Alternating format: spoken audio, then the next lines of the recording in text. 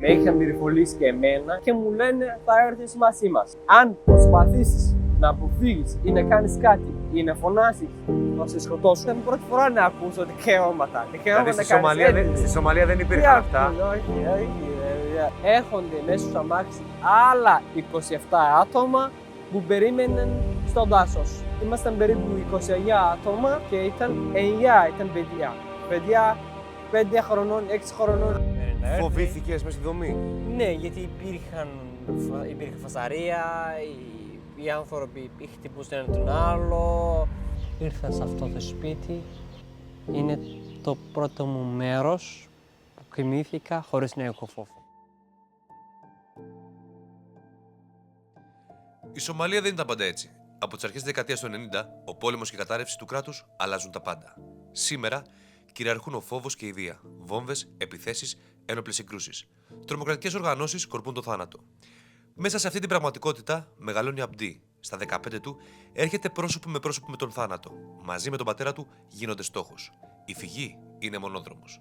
Στη διαδρομή χωρίζονται.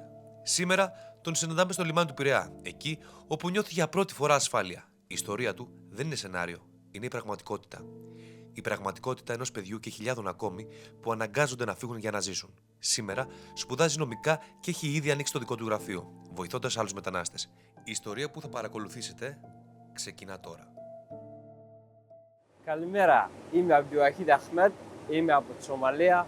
Ήρθα το 2019 το καλοκαίρι σαν ασυνόδευτος ανήλικος. Έφυγα το 18 από τη Σομαλία, ήμουν 15. Είχαμε πρόβλημα με μια οργάνωση τρομοκρατική, ήταν πολύ επικίνδυνο. Δηλαδή? Με είχαν πυριφολήσει και εμένα και τον πατέρα μου. Είχαν κάνει πολλές φορές προσπάθειες για να μας σκοτώσουν. Είχαν κάνει και μια προσπάθεια για να με απεγάγουν. Ήμουν 15 χρονών τότε, ώστε μετά για να με χρησιμοποιήσουν να κάνω έκρηξη ή να σκοτώσω ή τουλάχιστον για να με έχουν σαν λύτρα. Πώς κινδύνεψες να σε απαγάγουν, τι είχε γίνει? Είναι μια οργάνωση που λέγεται Al-Shabaab. Έρχονται 3 άτομα νεκροκούλες με όπλα. Χτυπάνε τον πατέρα μας. Είχα πάει κανονικά εγώ σε ένα γήπεδο να παίξω ποδόσφαιρο μαζί με φίλους. Πόσο χρονών ήσουν τότε? Είμαι 15 χρονών. Το 2018? Είναι το 18 αρχές του Γενάρη νομίζω ήταν. Και έρχονται οι άντρες. Και μου λένε θα έρθεις μαζί μας. Και λέω πού? Εγώ στην αρχή νόμιζα ότι μήπως ο πατέρας έστειλε, μήπως κάτι έγινε. Και μου λένε είμαστε από αυτή την οργάνωση. Αν προσπαθήσεις να αποφύγεις ή να κάνεις κάτι ή να φωνάσεις, θα σε σκοτώσουμε. Πήρα την απόφαση να συνεργαστώ. Και βρήκα μια ευκαιρία και είδα ένα αμάξι να περνάει. Πήρα την απόφαση ότι αυτή είναι η τελευταία μου ευκαιρία. Αν δεν το καταφέρω, ποτέ δεν θα με δει η οικογένειά μου. Περνάει το αμάξι δίπλα μου, που έτρεξα προς το αμάξι, πήδηξα.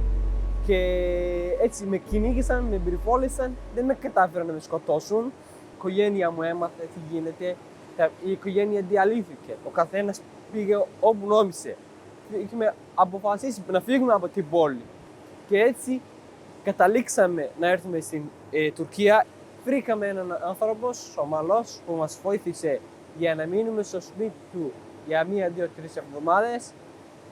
Θέλω να πω ευχαριστώ από εδώ, αν με ακούτε, θα με καταλάβει. Ψάξα και μετά βρήκα υπάρχει μια χώρα που λέγεται Ελλάδα, που θα έχω δικαίωμα, κάτι που τότε ήταν η πρώτη φορά να ακούσω δικαιώματα. Δηλαδή στη Σομαλία δεν υπήρχαν αυτά. Όχι. Μόνο δικαίωμα έχεις να μην πεθάνεις. Αυτό. Αυτό είναι το μοναδικό δικαίωμα.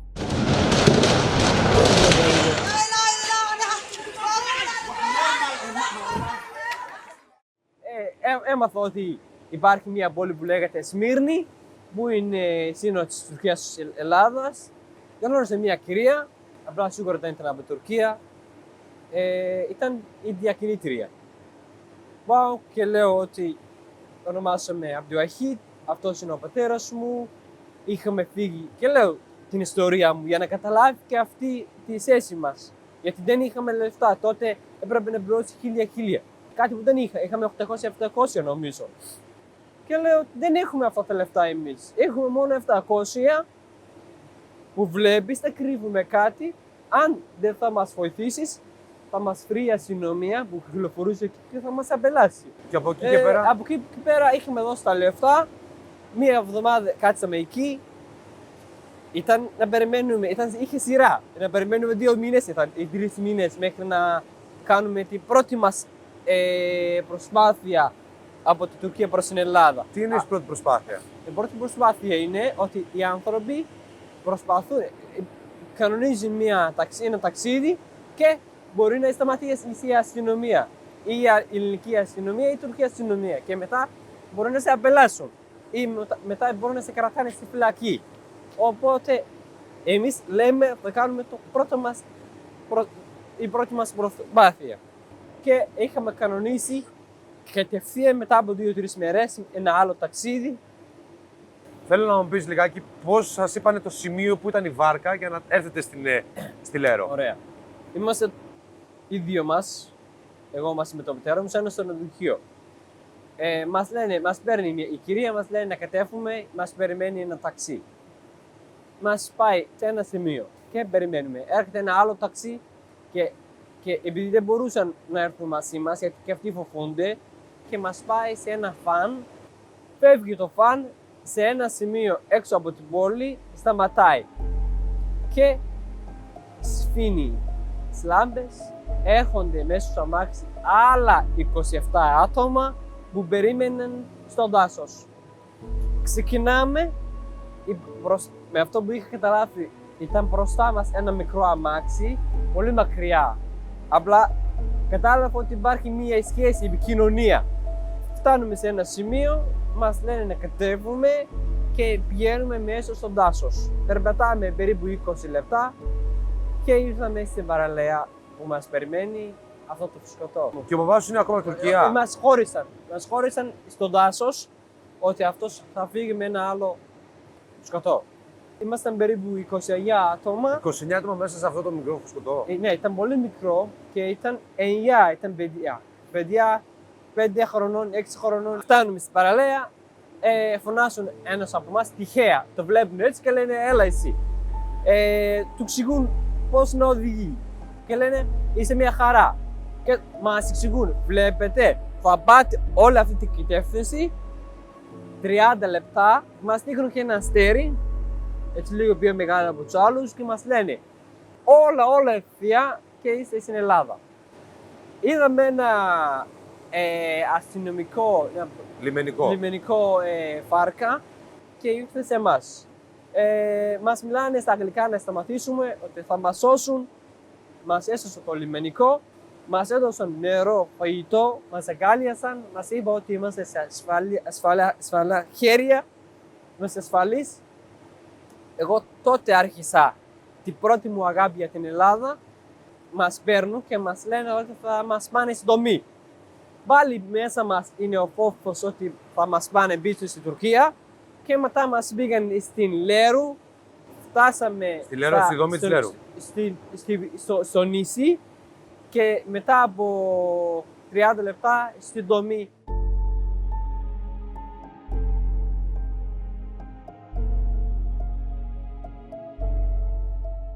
Φτάνω στη δομή Λέρου.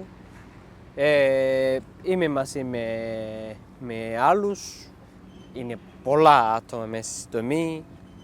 Παιδιά, μεγάλους. Δεν υπήρχαν τότε. Μόνος σου κιόλας, έτσι. Είμαι μόνος μου, ασυνόδευτος ανήλικος. Δεν έχω συναντήσει ακόμα τον πατέρα μου. Φοβήθηκες μέσα στη δομή? Ναι, γιατί υπήρχε φασαρία, οι άνθρωποι χτυπούσαν έναν τον άλλο.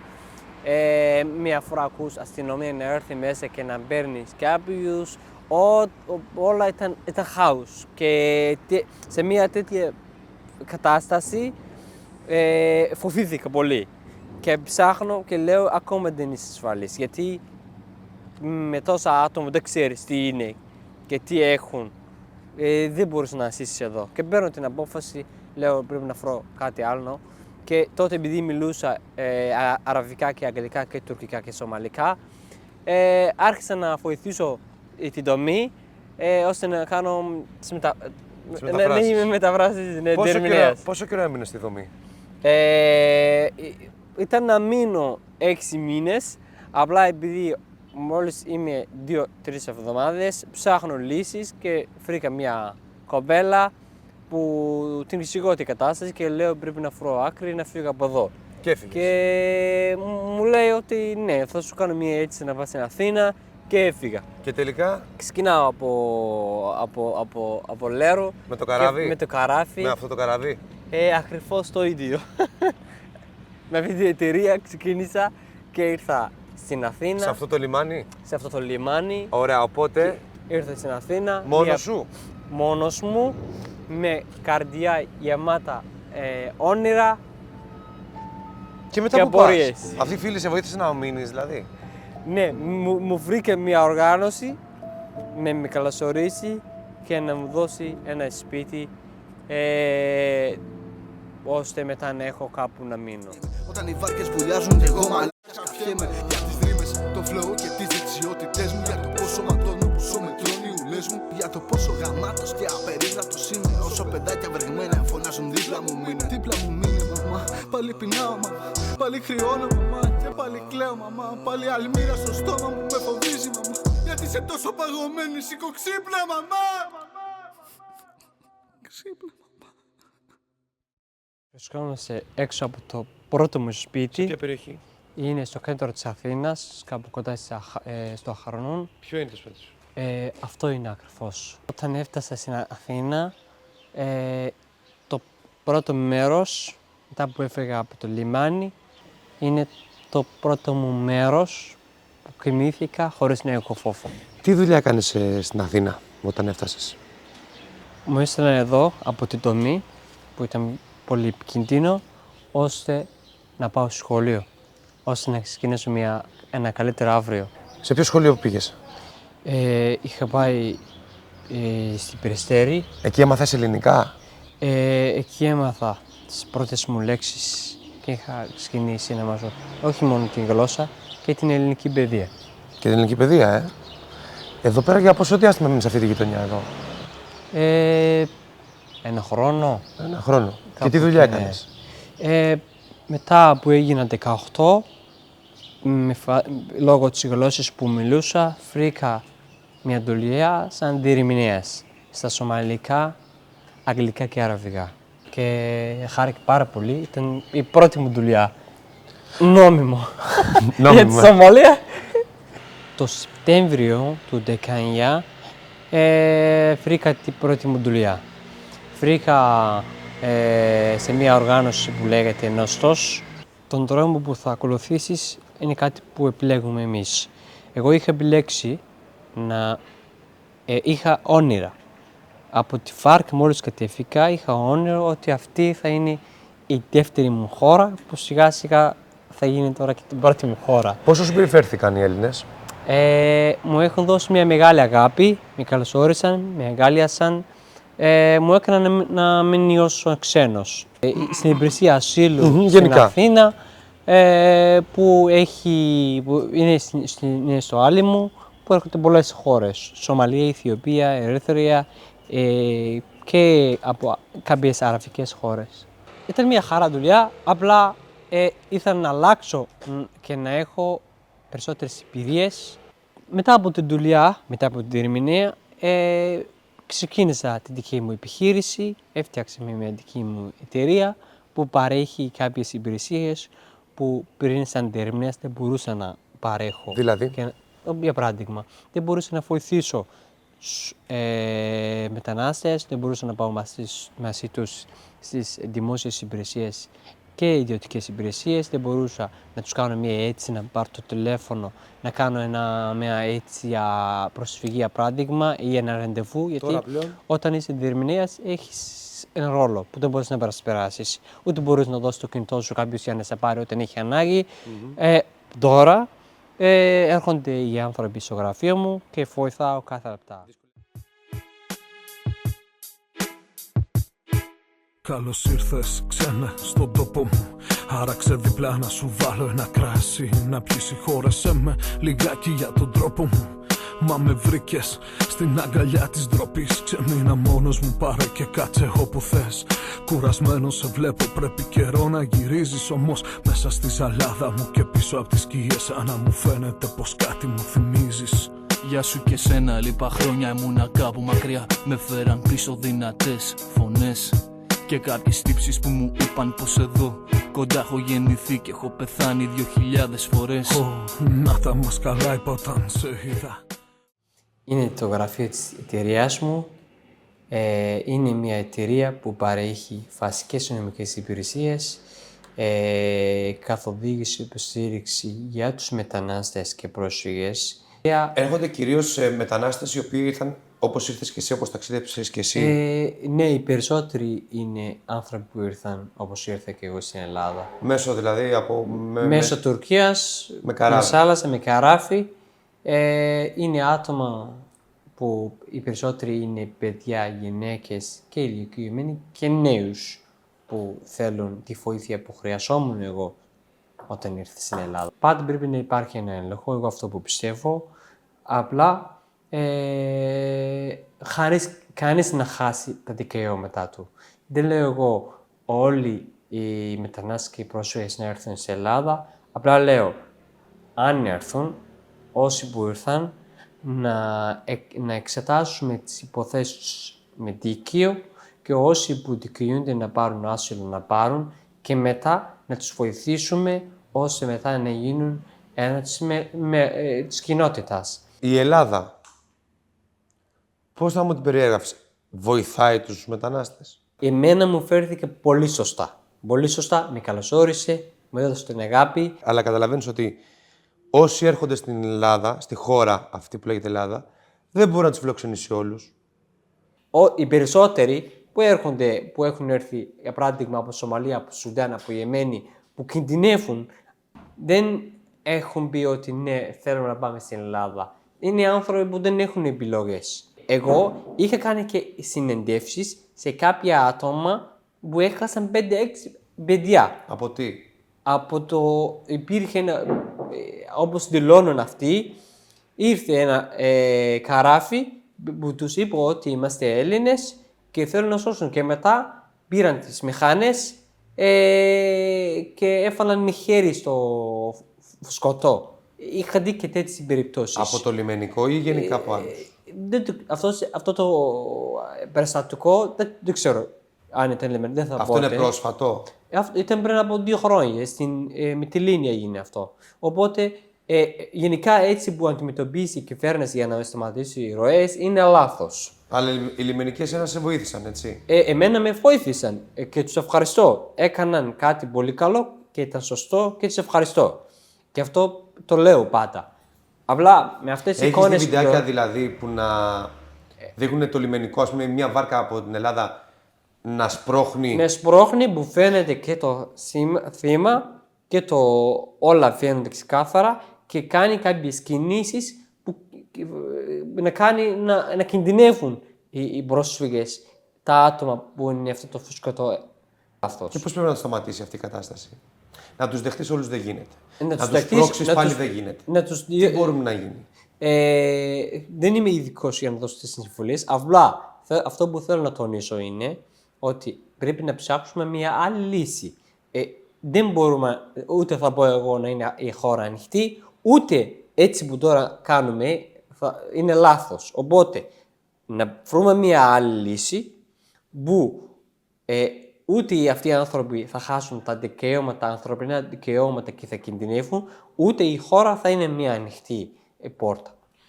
Τώρα σπουδάζεις και νομική. Σπουδάζω νομική που πρόσφατα ξεκίνησα. Για να βοηθήσω τους ανθρώπους, να δώσω και εγώ πίσω την αγάπη και τη βοήθεια που πήρα. Επέλεξα και κατάληξα να σπουδάσω νομική. Για μένα μου αρέσει η Ελλάδα. Είναι μια χώρα που αγαπάω πραγματικά. Όσα προβλήματα και να υπάρχουν, η αγάπη που έχω στην Ελλάδα δεν θα αλλάξει. Έχεις πάρει αγάπη? Ναι, έχω πάρει και αγαπάω. Αυτό είναι κάτι που δεν θα αλλάξει.